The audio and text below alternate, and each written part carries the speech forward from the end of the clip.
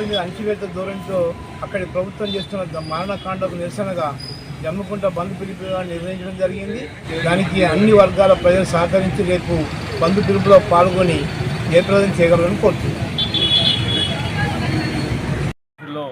ఇందుల పెట్టుబడుల దాడులకు నిరసనగా రేపు జమ్మికుంట పట్టణంలో బంద్ చేయడానికి కొన్ని వ్యాపార సంస్థలు, కొన్ని ధార్మిక సంస్థలు, హిందూ సంస్థలు ఐకమత్యమై ఒక ఐక్యవేదిగా ఏర్పడి జమ్మికుంట బంద్కు పిలుపుడం జరిగింది.